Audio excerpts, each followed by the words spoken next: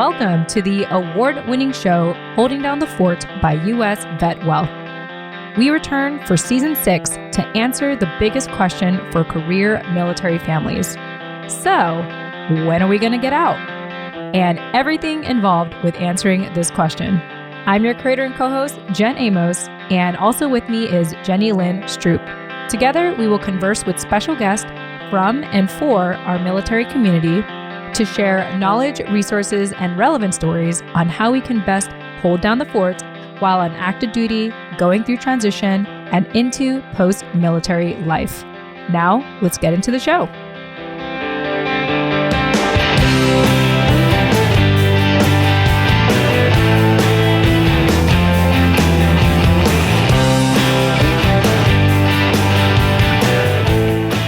Hey everyone, Jen Amos here. Just want to go ahead and introduce this next episode for all of you and share a quick announcement.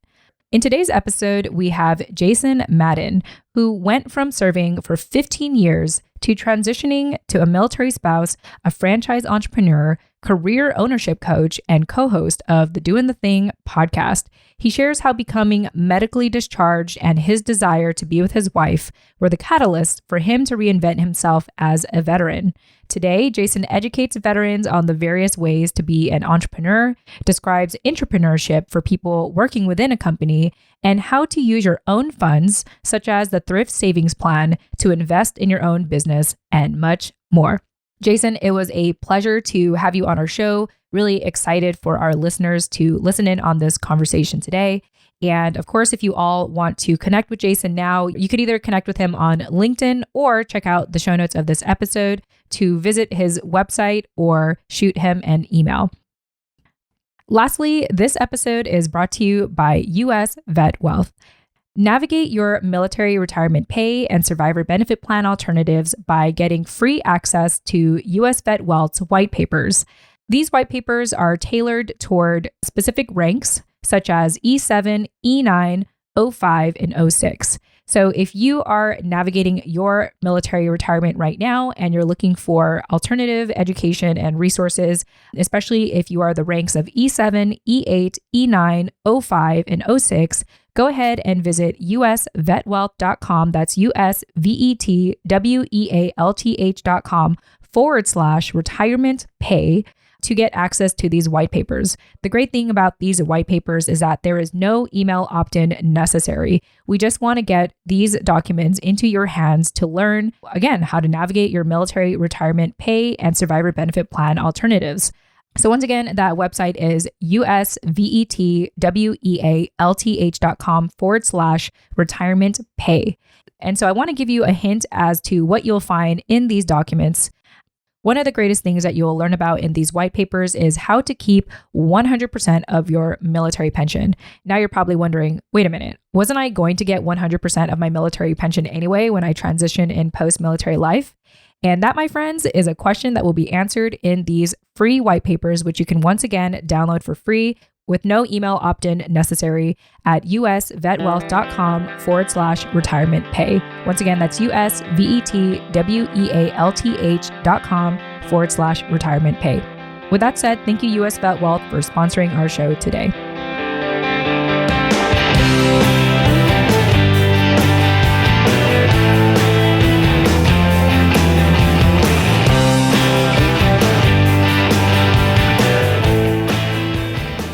Wow, everyone, welcome back. It's 2022. I am your creator and co-host of the award-winning podcast show, Holding Down the Fort.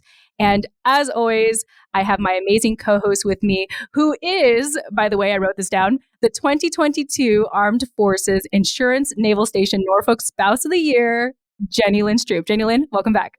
Hey, so glad to be here. Welcome back, guys. I am really excited to, first and foremost, remind you all what Holding Down the Fort is about. So Holding Down the Fort focuses on sustaining a fulfilling and purposeful military life. And thereafter, that's actually a new description we have here, meaning post-military, through conversation and community building. And this year, Jenny Lynn, we have a theme. So normally I just talk about the mission, but we have a theme this year and we've never done themes. But I think this is going to be really fun, especially with all the people we've been talking to so far about this theme. And I know it's especially great for you because you're actually asking yourself this question, you and Matthew. So just so you all know, the theme for this season is answering the question, when are we going to get out? And everything that's involved with that. Janelyn, any initial thoughts about that question? Oh my gosh, I wish the answer to that question was sooner rather than later. That's where we're at the Stroop House. Looking forward to really digging into that. So I am excited to hear all of the things that I need to be considering now before we actually make that transition in a couple of years. Yes. And luckily, you have a show in which you get to live vicariously through people who are already in post-military life sharing their war stories of transition. So without further ado, we are really, really excited. We have a guest that I have been fortunate to connect with on LinkedIn. Honestly, I don't remember how we got connected, but I'm glad that we did because Jason Madden has a very interesting story. So he was a veteran of 15 years. And get this, today, he's actually a military spouse. His wife is still in active duty. When he decided to transition, he went directly into entrepreneurship. He didn't just become a franchise entrepreneur, he actually became a career ownership coach, which I think is actually interesting because most of the time when, people want to become a coach, for example, they want to have some experience first before they kind of give advice. But I actually just love Jason's take on why he decided to do both at the same time. He also is the co-host of the podcast show Doin The Thing Podcast. And he was the 30 Heroes for 30 Years award winner. So without further ado, Jason, welcome to Holding Down the Fort. Hey, thank you so much for having me. Yeah, that was the vet franchise, 30 Heroes for 30 Years. We're going to be tripping up on that thing for the rest of the show. But that was for the International Franchise Association, which, kind of pipes into that franchise entrepreneurship, which I'm pretty proud of. I thought that was really great that they had recognized me for that. I did not expect that. So, but anyway, thank you so much for having me on. Yeah, I think that's how you know you're doing a good thing is that you get awarded, you don't even realize it. Like, I love how offline we were like, what's the name of your award again? That's how you know. I don't know. It's nice because, some people want to chase the award. They want to chase for the title. But the fact that you were just doing the thing, shameless plug for your podcast, here you are, 30 Heroes for 30 Years award winner. So, Jason, like I said, I'm really excited to chat with you today, considering the work that you're doing. And I thought I'd ask you because you are a military spouse. I think that's really interesting that you are a military spouse. And I had to ask you, when you and your wife were in the process of making that decision for you to transition, how did that conversation go? How did you guys decide, okay, I'm going to transition out. Wifey, you can stay. You can stay in active duty. Yeah. Well, first of all, she outranked me by a bunch. So that was kind of an obvious thing, right?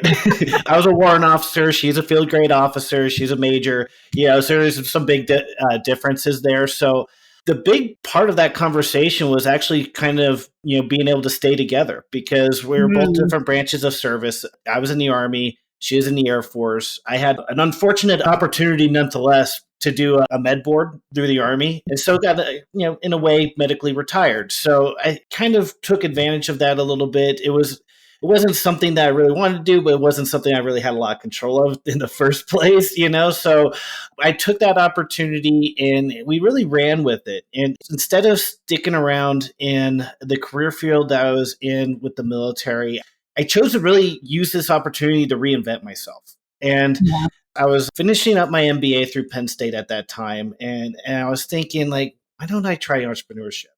And that was kind of like the seed that was planted through my education, through my master's program. I learned that I really hated project management. And that was my MBA focus. And I was like, this is cool and everything, but I don't see myself doing this for anybody. And so I started investigating franchising because I liked the idea of being an entrepreneur, but I didn't really know where to start. And I didn't necessarily trust myself to build something from scratch because I've done that before. When I was active duty and kind of overlapping into going out, I had a personal training brand called the Outlier Fitness Project.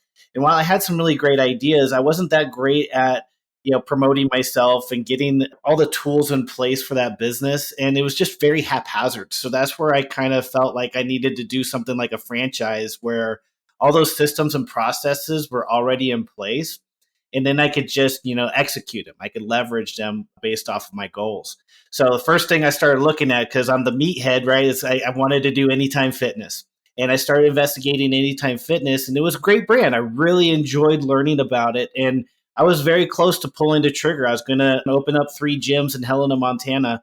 But my wife kind of put the brakes on, like, do you really want your first business to be brick and mortar? And, at that time we were moving from Colorado to Boston and be on the East Coast. It could be on the complete opposite side of the country. I was like, point taken. I might just go back and kind of do a little bit more research. And as I was doing that research, I found a coach that's, kind of doing what I'm doing now. So we're going to kind of tie into that story. But she helped me kind of evaluate some other, possibilities, that I might not have thought about or even really looked at on my own. And she opened us this whole new realm that I had no idea what was out there with franchising. I had no idea you could be a franchisee in a home-based business that was virtual, mobile, and no territory. And I thought that was amazing. I can move with my wife anywhere in the country, to include overseas, and I could still run the same business that this coach was running. And I was like, you're a franchise, right? And she's like, yeah. So with the possibilities that we're looking at right now, let's put the entrepreneur source on the table, because I really like the idea of what you're doing.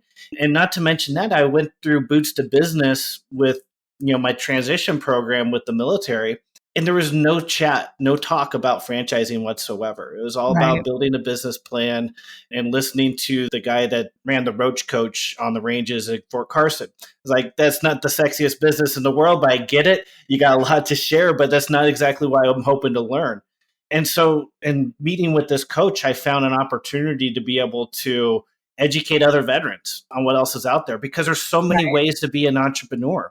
I mean, you could be that startup entrepreneur like I tried with the Outlier Fitness Project. You could buy an existing business from somebody. That has all sorts of other issues tagged on to that too. You could be a franchisee, or you could be a passive investor, So I chose, to be that active investor with a franchise. And I love being able to educate others on that. Yeah, no, absolutely. I want to ask Jenny Lynn a quick question here, because I love that, you and your wife, kind of backtracking a little bit, shared your reason as to why you wanted to transition out. And it was really that goal to stay together, and I love that was a couple's decision. So Jenny Lynn, I'm sure you probably have some thoughts about that. I want to hear from you. Oh man. I mean, one, I think it's great that you guys had that conversation and were able to come to something that worked for both of you. I mean, yesterday was my 13th wedding anniversary. Spent it alone, as my husband's out to sea, as many military families do. And so, as we come up looking on by the book, he has about 5 years left. By real life, who knows how long that'll be. Promotions and all that stuff that might happen along the way that could extend the time. Yeah. Correct. Yeah.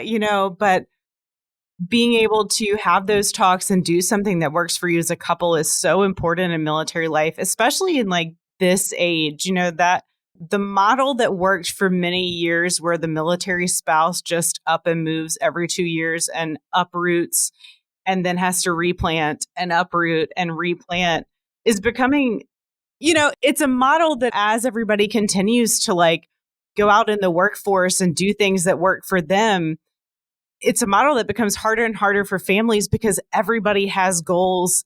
And also, we still have such a tie to being military families. I mean, I know that I've found that in my job. I am extraordinarily grateful that I have the relationship I have with my boss at a brick and mortar space that is across the country, because, I am able to work remotely. And that is something that, a couple years ago, prior to the pandemic, people really didn't see as an option. And so in that way, I'm really grateful both to my boss I worked for, and like having done everything I did over the computer anyway, thanks to COVID.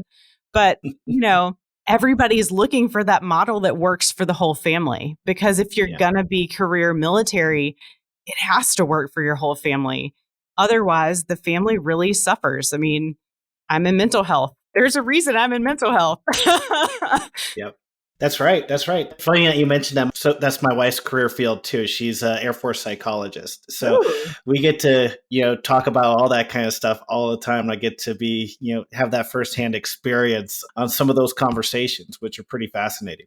And I want to speak to that remote work and gig economy kind of perspective too, because I think that's a super great thing that's happened for spouses is, like you said, people being able to work virtually more and more frequently these days. So when you want to put silver linings to a pandemic, that's definitely a shiny one, right? Yeah. Totally.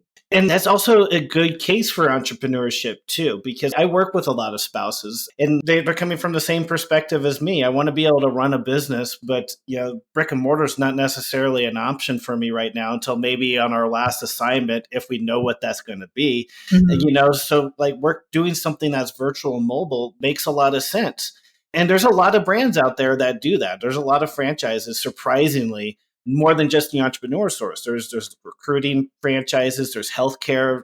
I mean, franchising traverses about 75, 85 different industries. And there's about 4,000 brands out there. And they're not all fast food and French fries and things like that. There's just so much you can do.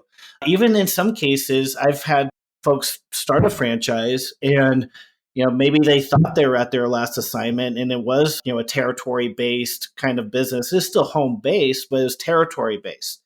So when they got the orders to pick up and go, that franchisor actually worked with them and reallocated their territory. So sometimes there's some advocacy that's needed there. And I do some of that as well. So advocating between franchisees and franchisors, that's something that I kind of put into my process, at least on the front end of everything. I actually really love that we're talking about franchising because I am almost done with the book, The E-Myth. And nice. I would assume that you have read that book and it's all about, it's all about creating franchises. And, Jason, you're really the first person I'm talking to who is educating on building franchises online. So I'm very intrigued with this conversation just because in my mind, I have been self-employed for 12 years only because I felt like I couldn't do a brick and mortar, like having been a military child moving every 2 to 3 years, even though once we ended up settling in SoCal, my mind didn't settle. Like I never felt like I could stay in one career. I couldn't even understand how my friends were so proud to get the 9-to-5 job. I mean, I was like, how can you even do that? Like that scares me to think that I could stay somewhere for so long, considering that wasn't part of my upbringing. And so part of why I became self-employed was because of just the fact that I could do everything online. And even till this day, like on my third business venture, still doing it, strictly online. I mean, this is an exception because Jenny Lynn and I are actually in person. We happen to live nearby, which is really amazing. But for the most part, everything I do is online. So I think it's great to, Jason, for you to provide this kind of education and more importantly, make veterans aware because, it's kind of that if you're looking for something after the military, you're looking for a system to follow rather than jumping from, the military to a corporate job. You can get into a franchise and that's still a system that you can follow. So I really love, one, that you found that for yourself. And two, you're able to do it remotely. Like no matter where your wife ends up moving to next, you can still follow her and not skip a beat. It's beautiful. Yeah. And I love that. And just to kind of speak to, finding systems and, corporate America is sometimes a good path for a lot of folks, and I don't think entrepreneurship is for everybody. Right. I know veterans are very good in the franchise side because of the systems and processes, but sometimes, they want to take their foot off the gas a little bit. Even though a franchise helps your business be a little bit easier, it's still hard entrepreneurial work, right? So some people just want to enjoy their retirement and have an easy job. And sometimes you could get that out of a franchise. Like there are some semi-absentee franchises. I own a couple of them. I own a couple of salons with Sharky's Cuts for Kids. Those are semi-absentee franchises where you're kind of managing a manager and, making sure your systems are in place and make sure the marketing's happening and things like that. But in some cases, where it goes back to that career ownership coaching, I'm not just focusing on franchising. I want people to really look at all the possibilities in front of them so that they can make a clear, educated choice at the end of the day, what's going to be the best situation for them and their families. And I actually have an acronym that I go off of, and I want everybody that I work with to focus on that when we're doing our education together. And I call it the ILWE, your income. You want to focus on your lifestyle and what kind of wealth and equity you can get out of your next path. So that ILWI is like super important. And they probably teach it in a different way in like the TAP programs and stuff like that. But I imagine mostly it's like, let's go secure that next income source. Well, Right. then maybe sometimes that's not the most important thing, Yeah, absolutely. Speaking of which, if people don't know what entrepreneurship is like, there's another term that people often say nowadays, which is intrapreneur, which is someone working in a business. I consider Jenny Lynn an entrepreneur because she works in a business. So for people that are hearing that for the first time, can you describe, for people who may not be ready to do a franchise or, be self-employed like me, what does it mean to be an entrepreneur and how that's just as valid? Absolutely. Yes. And we actually talked about this a couple of weeks ago. So thank you for reminding me on this. And that's just another way to me, that's another way of entrepreneurship. You don't necessarily own something, but you can own your time and you can own your freedom within an organization. So I think a really good example of entrepreneurs on the military side is warrant officers. And I say that because I was a warrant officer, but but as a warrant officer, and you can apply this to corporate America and other situations, but as a warrant officer, I was considered that subject matter expert and was in control of scheduling, managing my people, managing my programs, and managing my projects. Well, that in turn says there's a lot of flexibility there because no one's actually looking over your shoulder, watching you and making sure all this stuff gets done because they trust you at that point. You've earned that trust within that organization so that you can have that freedom and flexibility of kind of entrepreneurship. Because also at that same time, you can actually identify the projects and programs that best benefit your organization, and they give you leeway and freedom to do that. Now, you have to build a lot of trust within your organization to do that, but that's a really great way to, get some of that ILWI back in your life. You know what I mean? Yeah, absolutely. So, Jenny Lynn, without getting to too much detail of what we talked about before we were talking with Jason, also being a type 6 Enneagram, which this type of personality is perfect for being an entrepreneur. Any thoughts? Well, one, thanks for the second thing I'm adding to my resume. We talked about being a professional shower upper earlier, and now we're talking about entrepreneur, both things that I'm putting at the top. But what people couldn't see as Jason was describing this was the look on my face of like, what exactly is this? Because this is all new for me. But I really think it comes down to something Jen and I talk about quite often, which is the good idea fairy.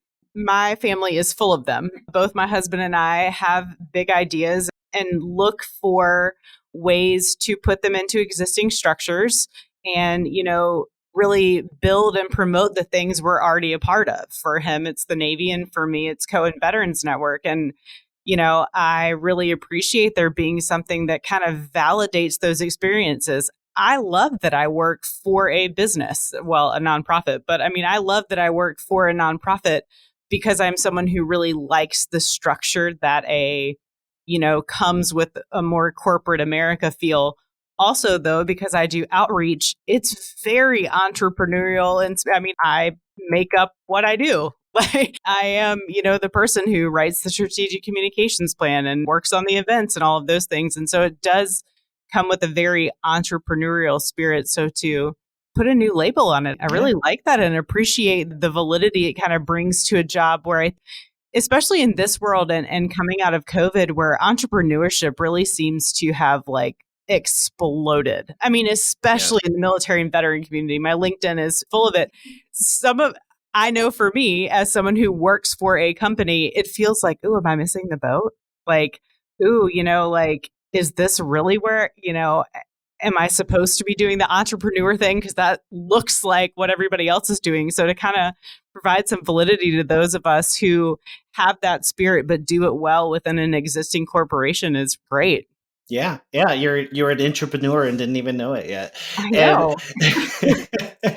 And you know what? There's a lot to say about your employer about that too, being able to give you the freedom and flexibility to do that. Because, and I'm going to speak from the millennial perspective. And mostly it's because I had Dr. Jennifer Wisdom on my podcast the other day. And she and I have like some really fascinating conversations about millennial leadership, millennial work, and things like that. But we are I say we because I'm kind of that elder millennial. I'm almost 40, but still kind of hit that criteria. But we're a generational. Same. I prefer the term Zennial though, because we definitely grew up with a lot of Gen X in us with the no technology. And I fall strictly in that, I love my systems. Yeah. I mean, we still played outside, but had a little bit of Nintendo, Yeah. on the weekends, Yeah. right? Game Boy. That's right. But we're a generation of leavers, right? So if an organization does not really reflect our values and our goals, we're going to say see you later. And the fact that an organization is able to keep you for that long and give you that flexibility and that trust and everything says a lot. And that's why a lot of millennials are actually gearing towards entrepreneurship, because they have more control over those goals and those values than they're seeing in corporate America right now. Because corporate America is kind of messed up on the leadership side right now. There's some organizations that are doing it very, very well, but the large majority are doing it very poorly. And so that's what's actually leading this gig worker / entrepreneurship type of system with the millennial culture. And I'm seeing that more and more, especially doing this career ownership coaching. I have people approach me specifically wanting to be in business and leave that corporate America for those reasons. Yeah. I mean, none of that information is surprising to me, especially watching, Twitter and LinkedIn. And also, it makes me wonder, how much education is out there for making that shift. It's one thing to start watching the trend, but are we capitalizing on the trend as what's corporate America going to do, right? Everybody can't leave. We're still going to need cereal and cars. That's a thing. So how are we? I love that's how you relate to corporate America. I mean, I was trying not to be brand specific. That was very, I was trying to think of two things most people use without, specifically targeting an organization or a brand. But, how can they lean into that entrepreneurial spirit with that new word, intrapreneur, and capitalize on those of us who are that elder millennial generation, and tap into that? Because I do think we bring a lot to the table as far as, the good idea fairies, and also the fact that we're pretty strong in our values. I mean, Jen and I just had this conversation, and the reason she brought up my Enneagram number is because I am by name a loyalist. And so I am going to be loyal to something almost to a fault, but you're going to have it. And so how are we going to capitalize on folks like me and like you that can be very loyal to something and bring lots of great things to the table and not lose us to, doing our own thing? Or even the competition. Oh, yeah. Right? Yeah. So, the other cereal and cars. Right. So I think there's probably a little bit of leadership disparity out there in corporate America where, most corporate organizations are led by, Gen Xer or baby boomer generation. And their expectations are much, much more different and diverse than what we want to accomplish, right? And it's a weird thing. So even that's a nice way to put it, by the way. Thanks. I was being very nice. Very politically correct. Good job. And you know what? Was it the Gen Z that's after millennials, right? Gen Z, it's even more different, right? So it speaks to the need of having to adjust to communication patterns and styles in corporate America. So a good example of that is you talk to somebody that's been in corporate America, in the 90s or something like that, and they tell an employee to do something and that employee asks why. That would be out of the question 20 years ago. But now you almost have to, really describe why you're doing things and provide that kind of detail. And you should do it anyway, but that was not normally the case back then. And we thrive off of information like that. And we do a better job when we have better information. We understand why we're doing what we're doing. And I have the ability to be able to ask questions and also question, what we're doing and maybe inflect some of our own, maybe expertise or insights on that. And that's something that's not always there in corporate America. And I think that's why there's a lot of people leaving and doing their own thing.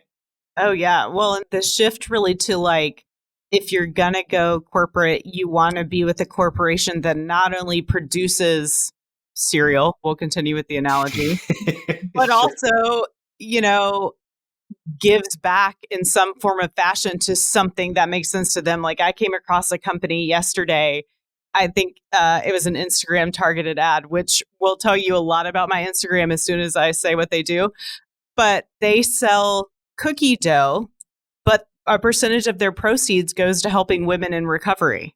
And it is that upfront, you see it like as soon as you log on their page. Hey, here's the product we've got. And it's delicious. It's freaking cookie dough you eat with a spoon. Also, by buying this product, 30% of our sales is going to help women in recovery through this organization. And then they give you both information about how the company came to be and why they are supporting this. And I know, again, as a loyalist and as someone who, really puts a lot of value in values and supporting good causes, but this is the shift I think everybody's starting to kind of trend toward, and being able to do that, especially as an entrepreneur, and be able to set those goals, right?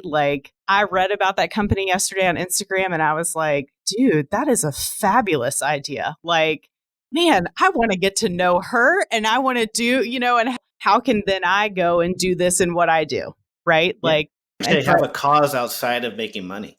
Yes, which I think is really important to people of our generation. And that's really where it's shifting from the corporate America, climb the ladder to make money for you, yourself, and you. And, what are you doing for the greater community, which is something Jen and I are very passionate about on this show. Yeah, I agree with both of you. As a millennial, I'm 34, so I'm kind of I'm like the middle child millennial. I'm not too young, but I'm not seasoned. I'm gonna use my words. You're welcome. Y'all welcome. You're welcome.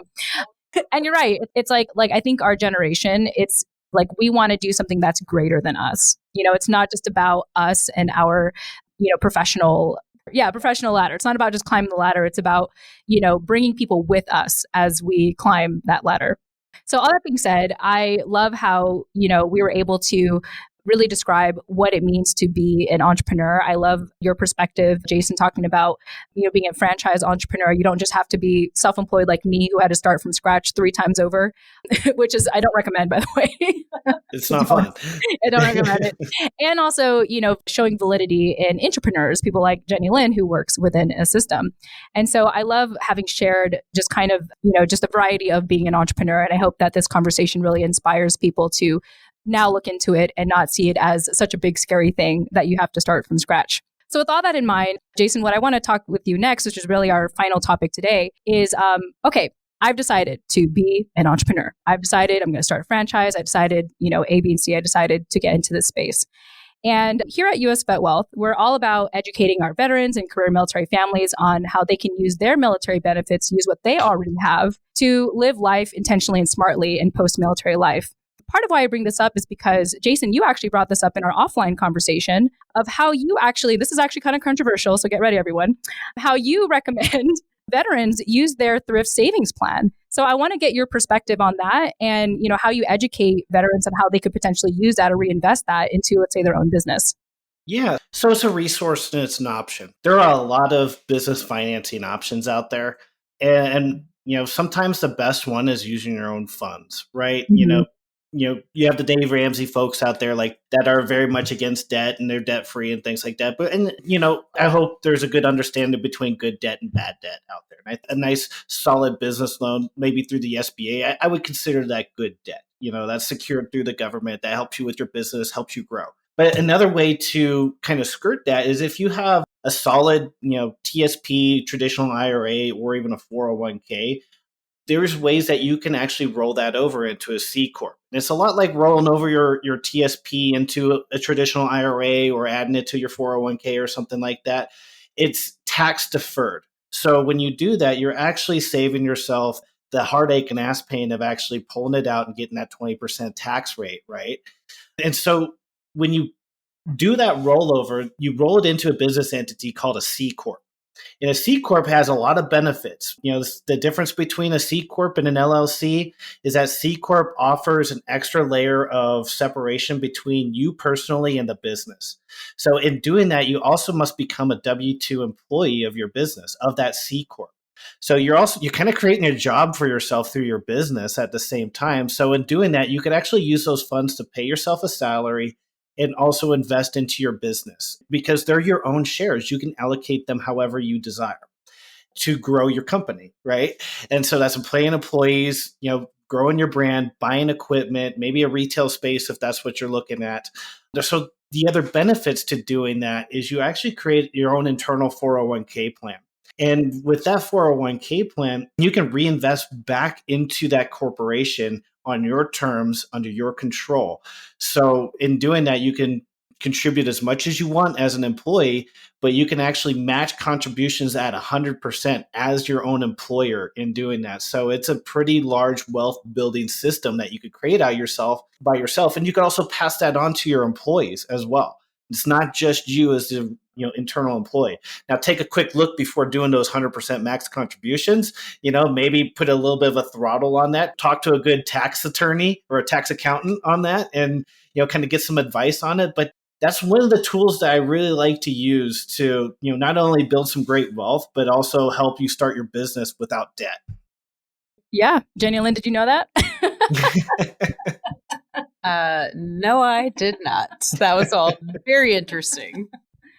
Yeah. Well, Jason, thank you so much for sharing that. And I thought it would be better for you to explain it than for me, just because you're actually legitimately teaching people how to do this. And I shared this with my husband, and, together we run US VetWealth, which is a sponsor of the show. And he was just like, oh my gosh, we need more people talking like that.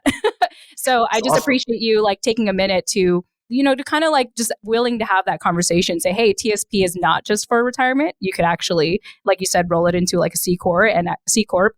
I always say core, like Office Depot. I always say it wrong. Right. C Corp. And you could actually pay yourself. You can kind of, in a sense, have your own private bank and, fund your own business and pay yourself your own paycheck. So I appreciate you, kind of getting into that detail. And, that's definitely something that we hope to continue to educate our career military families and veterans about, is that, your benefits are a lot more than what you're getting educated on. And it's great to have someone such as yourself in post-military, in a sense, to be able to educate about this. So thanks, Jason. I appreciate it. Yeah.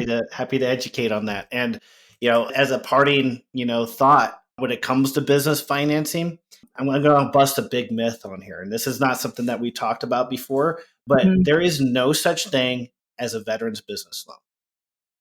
There are a lot of banks that say that they help veterans get SBA preferred business loans, but they're not actually, loans built for veterans.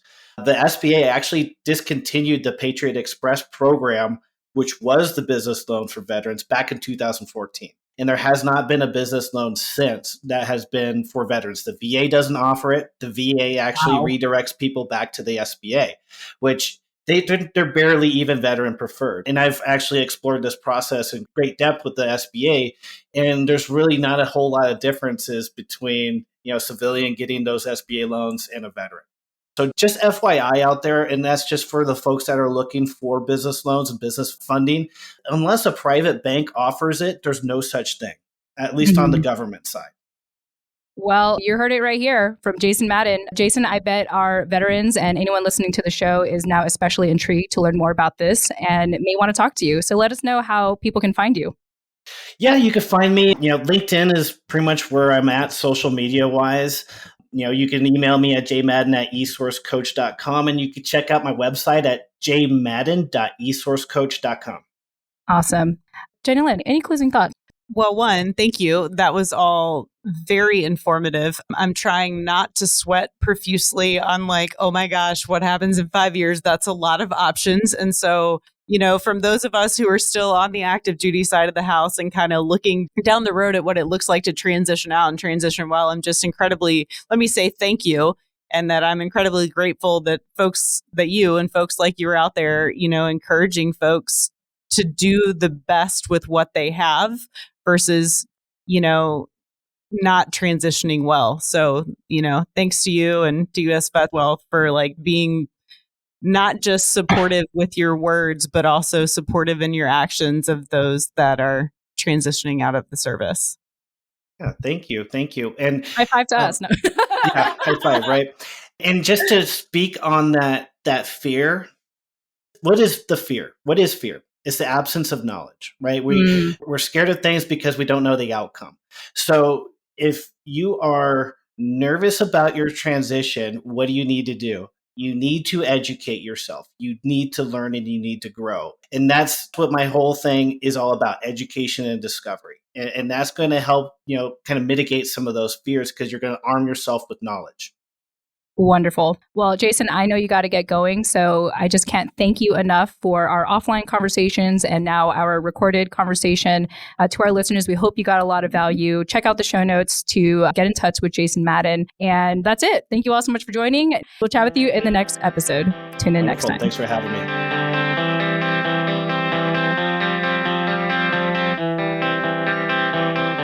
Hey, thanks again for joining us here at Holding Down the Fort by US VetWealth. I'm your creator and co-host, Jen Amos, and of course with me is Jenny Lynch Stroop. We thank you so much for listening to our show.